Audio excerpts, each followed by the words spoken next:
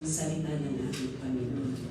So, ang ating tagapagsalita sa hapon ito, walang iba po kundi isang pastor natin sa Pilipinas. Ito po ay nagtrabaho din sa Korea.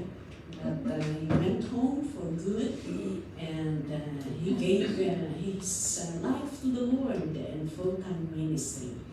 And we praise the Lord because ayan, nandito sa atin ngayon. Siya po ang pastor ng FBCFI Hilltop. Busy din po sila doon. And may J ministry po kayong pastor, no? And we praise the Lord. At siya po ang one of the member of healing team ni Bishop. Kaya nandito po sila lahat dito sa Hong Kong.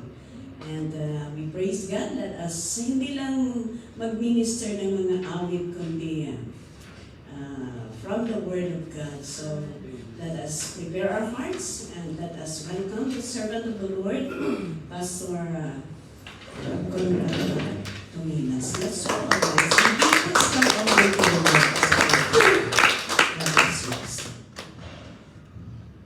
Thank you, Bishop. Let's pray. Father God in heaven, we bless your name. We thank you, God, for the strength that you've given us even today, O Lord. And as we commit unto you everything, even your very word that we are going to hear today, O Lord God. Bless each and every one of us. In Jesus Christ's name. Amen. Magandang hapon po sa bawat sa atin, sa mga Friday group, at sa mga nanonood na online. At once again, we thank God for this opportunity for coming here to minister. At sa mga bishop po natin, salamat sa oportunidad na nandito po kami. It's only by the grace of God kung bakit po kami nandito. Naririnig namin na I think this is the first time in the history na marami raw mga dumating na mga gentlemen to join itong anniversary na yan. And we thank God at siya lang po ang naitataas sa lahat. Amen? So, okay, so our topic for today ay isa pong katanungan. Madalas ito na tinatanong rin po sa atin. Lalo nga na pag tayong nasako. Madalas na tayo na tumatawag sa ating mga pamilya. At hindi lang po yung sa pangumusta sa kanila. Ito yung una-una na parang sinasabi natin sa kanila. No? Nasaan ka? You know? Kahit na pag tayo yung tumatawag o tayo yung tinatawagan nila. Kaya gabi-gabi, tinatanong rin kami kay ni Brother Norbert, ang aming asawa. Ayan yung so our topic for this afternoon is napamagatan na where are you? Where are you? Okay, so tanungin nyo na, baka wala kayong mga ka-group nyo ng Friday group. May mag-message kayo sa kanila. Saan kayo? Where are you? Meron ba sa Biblia na nasabit nyo? Meron ba kayong naaalala na kung baka may ganun na katanungan sa salita ng Panginoon? So I would like to open your Bible in the book of Genesis.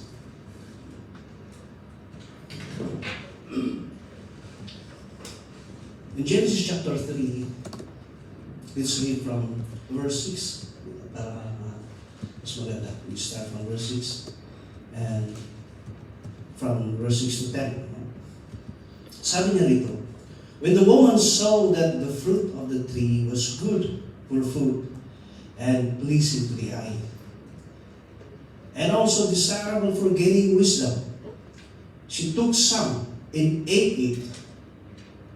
She also gave some to her husband, who was with her, and he ate it.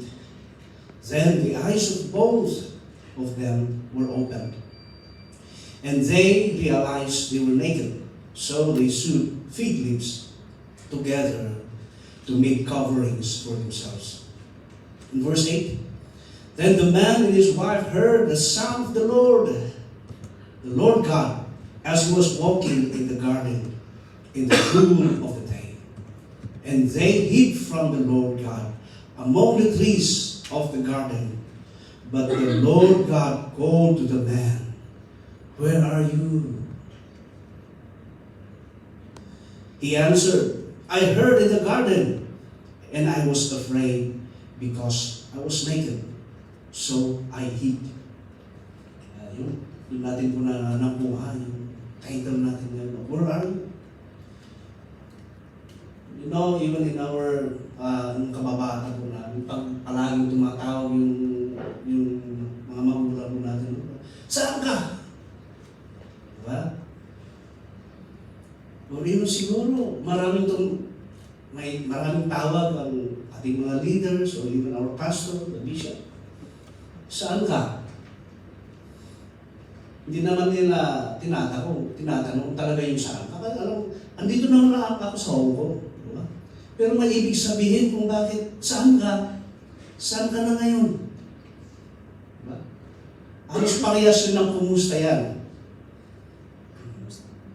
Why God? No, na hinahanap niya si Adam and Eve at that time.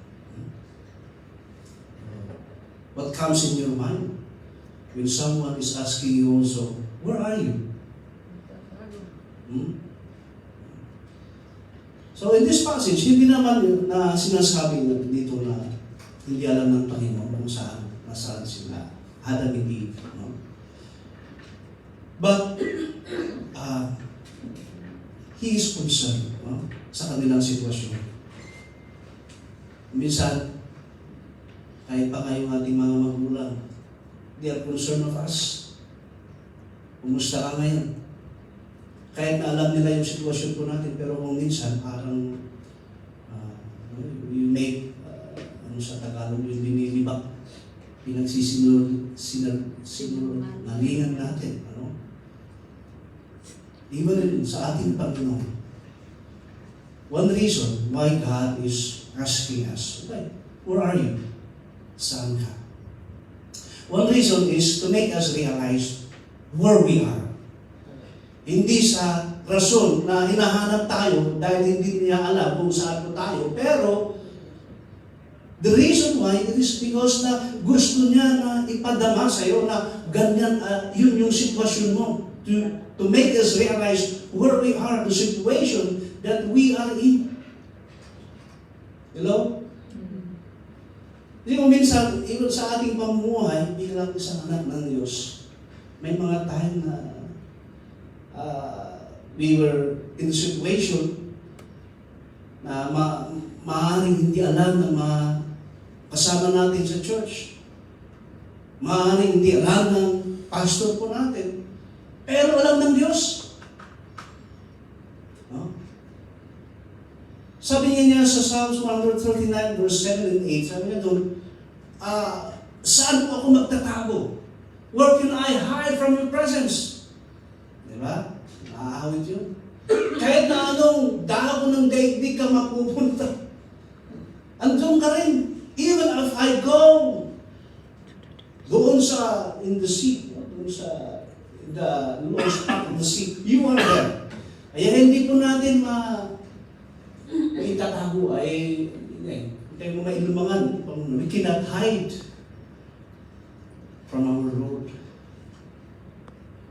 Kaya minsan, there are lots of troubles, lots of trials na kaya na itinatago po natin.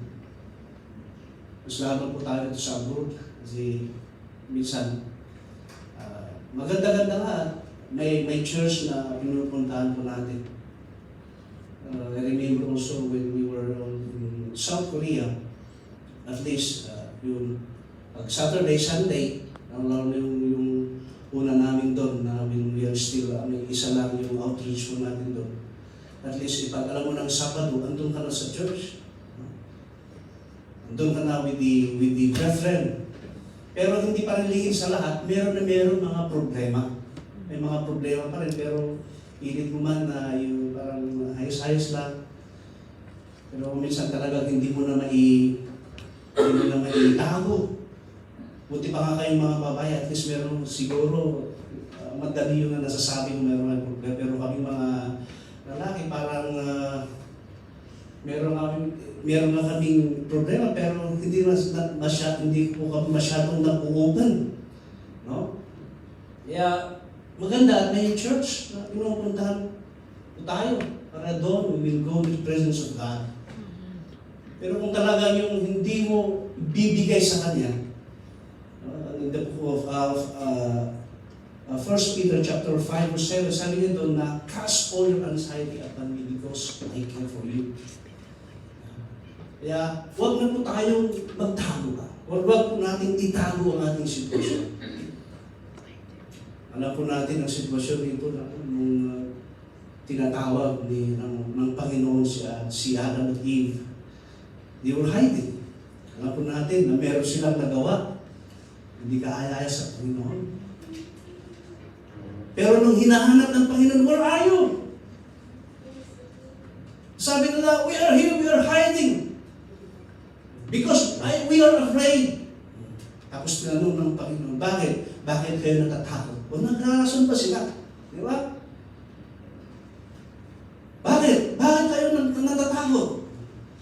Kinain nyo ba yung prutas na pinagbabawal ko na kainin nyo? Anong sabi ni Adan? Ito kasi, diba? Nanturo ka kita. Pero minsan, even in our situation, kahit na gusto ng Panginoon na tulungan po tayo, pero pag hindi po natin ibigay sa Kanya, masuliranin naman yung mga nangyayari dito sa abroad at mas lalong nangyayari sa Pilipinas kasi mas yun yung mga nakakatindi na mga pagsubok na dumarating sa buhay ng OFW, no? Ayos-ayos lang dito sa abroad, pero pag tumawag ka sa Pilipinas, puro mga problema, mga bad reports, mga gano'n. Pero salamat sa Panginoon dahil andyan siya. Huwag po tayong lumayo sa kanyang presensya. Ngayon sabi niya sa Psalms 113 na nabasa po natin, where can I go from your presence, Lord? Huwag po tayong lumayo sa kanyang presensya. Hindi pag alam po natin na meron man, o maybe meron rin po tayong ginawa na hindi kaya sa Panginoon, huwag po tayong magtako. We go to His presence. Kaya pag tinatawagan po tayo ng ating leader, ng ating pastor, saan ka? Alam mo na ang ibig sabihin, no? Huwag ka nang magrasong na, ay, busy kasi ako, ay, meron pa akong ginagawa. Alam mo na namumusta niya. At parang lumiliis ka sa landas. At you will realize, parang lumihilis na. Another, why God is calling us, where are you? When we do other works rather than the work He told us to do. Alam mo natin in the book of Genesis chapter 2 verse 15, meron pag sinabi ang Panginoon na yung talagang gagawin ni Adam. No? The Lord God took the man and put him in the garden to work and take care of it. So bilang anak ng Diyos, bilang isang nananampalataya sa Kanya, hindi lang po tayo pumupunta sa church na maupo lang hanggang matapos and then we will go out and then magtrabaho ulit. Siguro nung una yan, dahil unang-una pa, pero nung tumatagal ka na, ay nakikita mo na ang dami palang gawa sa church.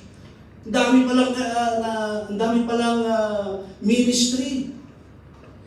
Di ba ngayon nabawasan na yung mga gawa sa church, wala, hindi na tayo naglalampaso, no? Kasi meron na kayong automatic na dito. Nag-vacuum dyan. Okay, pero sa church natin sa Pinas, meron pang mga nung pumunta kami sa Mountain Province, nakita namin yung mga church, ay, meron pa palang church na naglalampas pa. Talagang yung floor niya red na red. Ayun, maganda sana ito pag kaso lang kukunti lang yung young people doon. Sinong gumagawa ng naglalang? Diba? Yes, as we go to church, meron po tayong mga ministry man na dinadaluhan o mga gawain sa loob ng church. Tignan po natin kung saan po tayo makakatulong. Diba? Kahit sa isang pamilya, kahit pang ikaw yung bunso, meron binibigay sa iyo na gawain sa bahay. Diba? Iwan lang natin ngayon, pero sa amin noon, we are 5 in the family, at meron po kayo mga kanya-kanyang gawain. Iba yung maglalaba, iba yung kukuha ng kahoy, ay paggato, kanya. Diba? Lahat mayroong gawain, kahit yung bunso mag-wash ng bihis, gano'n. Kumbaga, lahat may ginagawa sa loob ng church. Sa loob ng bahay, I should say. So the same also, even as we Christian, meron po tayong mga gawain.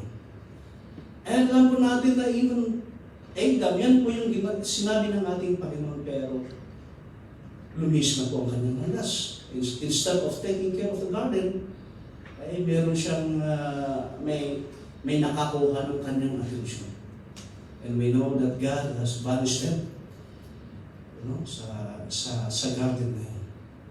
We have a lot of works to do. In the book of John chapter 9, verse 4, as long as it is day, we must do the work of Him who sent me. Night is coming when no one can work. Ito po ang sinabi ng ating Panginoon sa kanyang mga disciples. At even up to now, the Great Commission, yan po yung sinasabi dyan. Go and preach the gospel. As long as it is day, we must do the work of Him who sent me.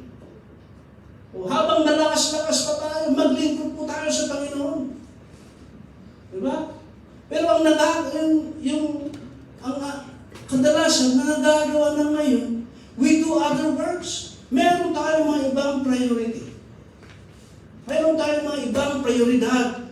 Oo nga, ginagawa natin ang mga katungkulin natin sa Panginoon, pero mas marami pa rin yung ginugugol natin na oras man o siguro effort sa ibang bagay. Minsan nga we have a lot of achievements in this world than in the kingdom of God. Diba? Meron naririnig tayo ng mga testimony baka sa katagal-tagal nilang mag-Kristyano. And then there was a time na parang gusto rin nila na gumawa ng ibang kakaiba. You want to have better career. And of course, hindi po natin sinasabi na masama ang career, mga inuman yan. Pero pag alam mo talaga yung ikaw ay merong katungkulan. At yung katungkulan mo sa Panginoon na yun ay naaagaw na ang oras dahil sa ibang achievement o sa ibang accomplishment. Ay, iba na yun. Minsan pa nga ang dami ng mga gawain sa church na we missed already. Supposed to be andun ka. Supposed to be na mayroong gawain ng Panginoon, pero nasaan ka? Diba? Minsan, magandang-ganda rin kung meron po tayo nakikita na nagpo-post sa Facebook sa gawain ng Panginoon. Tapos may nagpo-comment doon. Wow, pumunta pala kayo doon sa sayang. Sana all, sabi pa nila. Sana all kami. Tapos nung una naman, ayaw mo naman pumunta. Sana all, galaw-galaw mo, pero mas busy ka naman sa ibang gawain. Di ba? Alam ng Panginoon yan. Parang naiingit ka sa ministry, pero ikaw rin naman gumawa ng rason para lumihis ka sa ministry. Kaya, minsan pa, ang Panginoon ay nangungusap, saan ka? Where are you? O minsan, you are busy doing other things. You are busy doing yung mga kagustuhan mo kaysa yung kagustuhan at kalooban ng Panginoon. Very familiar po sa atin yung seek ye first the kingdom of God. Pero minsan, na hindi na natin napapansin yun. Diba? At yun know, sabi ng Panginoon unang-una na nakuman niya na, I am the Lord your God. You shall have no other God beside me. Ang ibig sabihin nun, na yes, wala po aming Diyos na iba kundi ikaw lang. Pero ang priority mo naman ay ibang bagay. Parehas rin yun. If we put other things, no, before God, that is considered idolatry. O minsan, if we prioritize yung mga ibang bagay kaysa sa Panginoon, nagiging idolatry. Kaya, ito po ang isang we have to tignan po natin dito. Kapatid, minsan, yes, gumagawa man tayo ng kalooban ng Diyos, pero minsan, mas maraming oras, mas maraming effort na pala yung ginugugol natin para sa ating sarili. Number 3, why God is calling us. Why God is reminding us, where are you? When we are in our hiding, of course. Okay? Yun. Dahil sa nung nagtatago ito si God is calling, where are you? Although alam naman niya kung saan sila. O minsan, ganito rin po tayo mga Kristiyano. We hide. Paano po tayo nagtatago?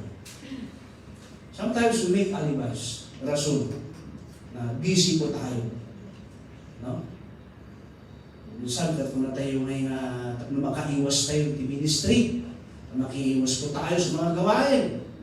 Buti na lang at hindi gumawa ng rason yung nag-MC ngayon. Dahil sana ni-interview siya, buti na lang. Siguro baka inisip-isip, magpa-overtime sana si Amo para meron akong rason. Diba? You know, ang daming mga OFW, simple na subukan rin po natin magiging OFW. At ito yung mga rason ng mga kasama natin sa church na kung tutuusin, mas gusto pa nga nila eh. Diba? Lalo na ngayon, yung nasabit ko nung pag ganito na holidays, alam natin yan, if you would work on holidays, magda-double pay yan. At tendency pa na bibigyan na pa ng mas malaking bonus. Yeah? Kaya yun na yung alibay ng mga ibang kasama natin sa church. Kasi ito rin po kasi yung araw na pwede po tayo mag-gather. Parehas rin po, ito sa Korea. Kapag ganito rin na Chinese New Year, ano rin po ang holiday po doon. At yun po rin yung time na nag-gather po yung mga churches po natin. Amen. Kaya, inaasahan natin na ang dami sanang dadalo, no? Pero kung minsan, ay tawag na yung isa, ay, sorry pastor, meron kaming overtime, sorry pastor, busy yung kumpanya ngayon. No, minsan, parang mas masaya pa nga sila kasi WP yun eh. Diba? No, kung minsan pa nga eh, gumagamit pa tayo ng escape ko. Na, di ba rin pastor, kahit na hindi naman ako makapunta, at least may lalaki yung tithes ko kasi, di ba? Pero ano mas mahalaga doon? Yung tithes mo, ikaw mismo. Mag-overtime ako ngayon, pastor. Di bali at ako yung bibili ng pagkain sa next Sunday. Ganun. Di ba? You know, that is considered good works, but good works cannot save us. Tinagawa natin yung rason. But is that acceptable to God? Hindi po. During the time of Adam and Eve, no? Nung sila ay nagkasama, yung nabasa natin kanina, When they realized in chapter 3, verse 7, then the eyes of both were opened, and they realized they were naked. So anong ginawa nila? Dagdi-dagdi sila gumawa ng they sewed fig leaves to cover, ano yun? They sewed fig leaves together to make coverings for themselves. Dagos na meron silang ginawa na pang-cover sa kasalanan nila. Pero nasiyan ba ang Panginoon? Anong sinabi ng Panginoon doon? Sinabi niya, "Oy, tamang-tama. Alam niyo ginagawa niyo, alam niyo you are naked, kaya you gumawa kayo ng fig leaves. Okay yan, tama yan." Hindi naman sinabi ng Panginoon. Because if you go in the verse 21, in chapter 3, verse 21, sabi na rito, the Lord God made garment of skin for Adam and his wife and clothed them. He rejected the fig leaves. Ibig sabihin, the picture of the fig leaves is good works. Yes, we need good works. As a Christian, pag tayo po ay nanampalataya sa Panginoon, of course, you have to do good works. Pero pag yung good works na yan ay ginagawa mo para lang to cover up your sin, your shame, hindi po kaya yan sa Panginoon. Diba? Minsan, meron pa tayong mga kakilala na yun. Alam mo, hindi siya gumawa ng ministry.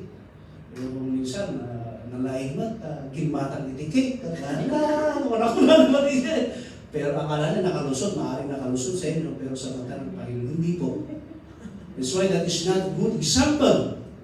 You know yourself. O minsan, meron na tayong gawain sa church, pero meron kang overtime. Anong pipiliin mo? Mag-overtime ka ba? Di bali at bibili ka rin naman ng cake? Paborito ba naman yung leader ko ito? Hindi siya magagalit. Pero in the sight of God, nasabihin niya sa'yo na, nasaan ka? Hello? Good words cannot cover our guilt. That's why we have to prioritize the Word of God. Stop hiding from your good works. Ang daming mga Kristiyano na nagtatago sa kanilang good works. Yes. Kaya maaari siguro na meron pa tayong mga kakilala na ganito. If you're watching online, kung bakit ka naka-online, baka sabi mo, di ba mayroon namang online. Dito na lang ako sa bahay, o dito na lang ako sa bahay ng amo ko mag-church. Dahil meron naman online. Maaaring hindi alam ng mga grupo nyo rito sa Friday group. Pero alam ng Panginoon. Okay, another. When we isolate ourselves from fellow believers, reason why you don't have to make yourself available.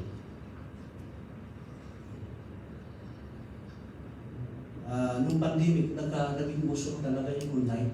No? Talagang maganda nga. Pero sana, pag ganito na, umpan na meron ng face-to-face, pag po sana tayo magrason na mag-online na lang ako. Dahil maraming mga Kristiyano, kahit na they are free to come to church, pero dahil meron silang iniiwasan sa loob ng church, Lord, mag-online na lang ako, kaysa pupunta rin din ako doon na makikita ko naman yung tao na hindi ko. Gusto yung pagbuka, mag-online na lang ako. Ano kayo mas maganda din? Diba? Yan yung ginagawang rason, but pag tumatagal, nakikita mo na you are isolating yourself. Now, in the book of 1 Corinthians, chapter 12, ito po yung ginawa ni Apostle Paul na illustration, no? About the family of God, that we are one body. Hello, family! Amen. O, sinong nag-online ng jail rito? nasubukan ni Sister, iniisip ko kanina kung saan tayo nagkita, buti na lang nag-testify ka, ay lumang pala. Pagpasok mo doon sa jail, alam mo, bahati ng mga yung mga PDLs ko natin. Hello family, sabi. You belong to a family. Mas lalo na po tayo mga Kristiyano. No? We are one body. Magkakapatid po tayo. At anong ginagawa ng magkakapatid? We have the love of Christ, nagtutulungan. Diba? Kaya ang sabi niya rito in verse 12, pero may nangyayari na ganito. Na kahit na sa isang church, may nangyayaring ganito. From verse 12 to 20, basahin po natin yun. Okay. Now, the body is not made up of one part, but of many. If a foot should say, because I am not a hand, I do not belong in the body, it would not for that reason cease to be a part of the body. Okay? And if the ear should say, because I am not an eye, I do not belong to the body, it would not for that reason to cease a part of the body. Now, bakit ko po binasa ito? Minsan, ganito yung nangyayari sa loob ng Diyos. Dahil, pag hindi ka belong sa ministry nila, ay, hindi naman ako taga dyan na ministry. Kaya hindi na ako pupunta. O dito sa inyo sa Hong Kong, meron kayong Tagalog group, meron Kalinga Payaw group, meron Ifugao group. E paano kung may Manoy? Hindi naman ako taga Kalinga. Saan ako pupunta? Wala naman nga. Pero ay salamat sa Panginoon natin dito po yung main church. Pero sa loob ng church, minsan may nangyayari na gano'n. Diba? You isolate yourself. Para sa kanila lang yun. Ay, wala akong talent dito sa music, kaya hindi ako pwede sa ministry. Everything that you do to glorify God is ministry. Kahit mga tiga-arrange ng upuan, tagalinis ng CR. Ito yung most hated na ministry yung sa church. No? Minsan napipili yung ministry para natin eh. Yung gusto mo kaagad, dito ka na sa altar. Pero yung paglinis ng kubita, pagsasabihin mo, doon ka muna sa kubita, ay tapos na ako dyan. Minsan nagkakaroon ng isolation, ay wala na akong ministry. Sige, dito na lang ako. No, when we try to isolate ourselves, unti-unti yan. Baka mamaya malilis ka ng Diyos. Tapos, I read isang short story about a membro ng isang church. And as a pastor, tinitignan niya yung mga congregation niya. And parang nakalata niya yung isang membro niya parang nawawala. Ay, lulubog, lilitaw. And then, hanggang nawala nga, hindi nga siya pumupunta sa church. And then, he decided to visit itong membro niya. At nung pumunta siya dun sa bahay ng kanyang membro, ay nakita niya, tamang-tama nakita niya yung member niya na doon sa fireplace, meron siyang in front of fire. Imagine that, use your imagination na agdagdadag ni Suna, iti kayo mo dyan. Malamnam din.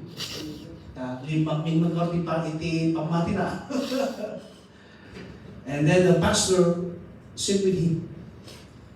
And as he was sitting down, hindi naman naiimik yung pastor, hindi rin umiimik yung membro, tinitignan nila yung apoy lang.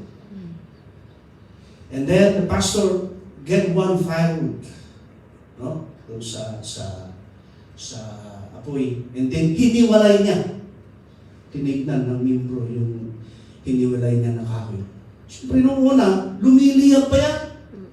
Pero nung tumatagal, umukunti na yung liyab niya hanggang nangyari? Namatay yung apoy.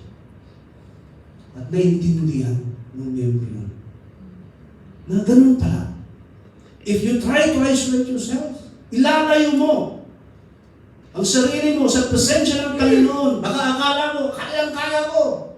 Sa una-una, okay, akala mo yan. Pero mamaya, maglalamig ka. Hello? I hope na walang nagbabalak rito. Humisan kasi ganito diba? We try to, tinitignan po natin yung mga kasama natin sa church. Diba? Are you read that story? Na meron na lamang isang membro na nagreklamo sa kanyang pastor. Pastor, wala. Baka next month, hindi na ako pumunta dito sa church. Bakit? Tingnan mo. Pag tinitignan mo itong membro mo, wala. Ang daming nakakadismaya na nakikita ko, sabi niya. Tingnan mo, pastor, habang nag-preach ka, may natutulog. May nagsa-cellphone, sabi niya. Pero lahat ba gumagawa niya? Hindi naman. Diba? Kaya wala. Hindi maganda yung nakikita ko sa local church. Kami akong nakita, hindi maganda. Kaya baka next month, wala na ako. Okay, so ganito ang gawin mo next week. Punta ka next week rito. Pumunta ka siya. Linggo. Binigyan ng pastor ng isang baso. Yan. Pag-ingatan mo yan. Kung hawakan mo yan, maglibot ka. Yan sa, huwag mong tingnan mo at huwag mong hindi mabawasan yung laman ng baso. Kaya, yung ginawa ng tao na yun, talagang ingat siya na naglalakad. Talagang tinitignan niya yung baso para hindi matakot. Kaya nagkatapos na yung service, sabi ng pastor, o kumusta? Meron ka bang nakita? Wala. Kasi nakakonsentrate siya sa baso.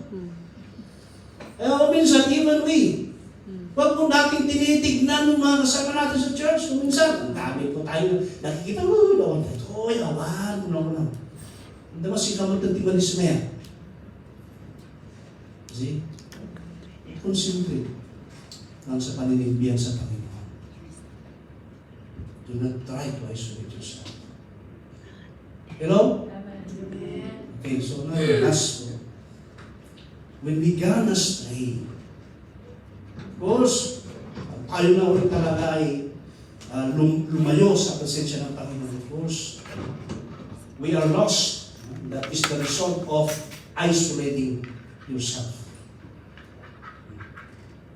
We thank God sa salita niya. Tingnan po natin in the book of Luke, chapter 15. On verse 3 to 7, this is the parable of the lost sheep. Then Jesus told them this parable. Suppose one of you has 100 sheep and loses one of them. Does he not leave the 99 in the open country and go after the lost sheep until he finds it? And when he finds it, he joyfully puts it on his shoulders and goes home. Then he calls his friend and neighbors together and saying, "Rejoice with me, I have found my lost sheep." You know, ito po yung parabolo na talagang even our Lord Jesus Christ, He cares even for one soul. Even as pastors, meron din po tayo mga members sa church na maalis. Meron po tayo mga members sa church na nawala ng mga ilang linggo. At of course, nasasaktan din po kami. Even we try our best na bumalik ka. Minsan talagang hindi ka baka pinapansin. But our Lord Jesus Christ is again inspiring us. Not only us na pastor, kahit po tayo, bawat isa sa atin. Tignan po natin yung mga kasama natin sa church. Pag alam mo na mayroon kang kasama, mayroon kang kakilala sa church na hindi na siya dumadalo sa church, then you have to do your best to encourage him or her para bumalik ulit sa pananampalataya. Naka-ay, di may sangkar lang mapukaw.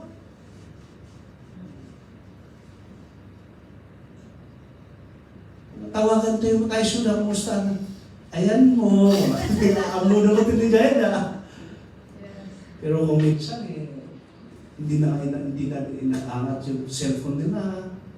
Kahit pa ka sa messenger, mag-message, wala. Hindi mo pa nakita yung symbol. Buti lang sana kung nakita mo na symbol siya. Tapos hindi pa nag-reply. Ano? O baka tayo rin ba tinatawagan na tayo ng ating pastor, ng ating mga leader? Saan ka na ngayon? Kumusta ka? And then we are still, wala pa tayong ginagawa. Huwag po natin nahayaan na ang Panginoon na yung katawag sa atin. Maaari na tayo siguro lumilis ng landas. So even, yes, even me. Ang dami pong mga kasama sa church na actually mayroon pa kaming kinatahan ng kanta na saan na kayo? We are doing the ministry. And yet, iniwan nyo kami sa gitna ng labanan.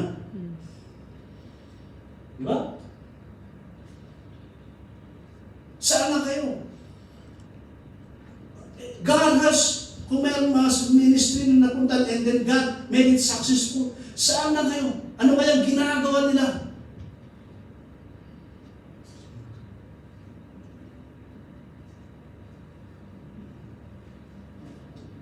And this is a reminder to each and every one of us. Na maaari man na, yes, hindi tayo ito mga Kristiyano na lumalayo sa Panginoon. But maaaring meron po tayong kakilala. Why not text them? Why not call on them? Libre mo itong titawag tata. Uray pa yung Pilipinos. Siguro minsan hindi rin namin nagagawa ng pastor na maisa-isa yung membro. Pero pag ikaw, you can help. We have to be vigilant also sa mga kapatiran natin na lulubog lilitaw sa pananampalataya. And they keep on isolating themselves. Huwag po natin silang hayaan na mawala sa presensya ng Panginoon. So after doing a servisyo tayo, alam ko na meron ka ng TV message. Hello, where are you?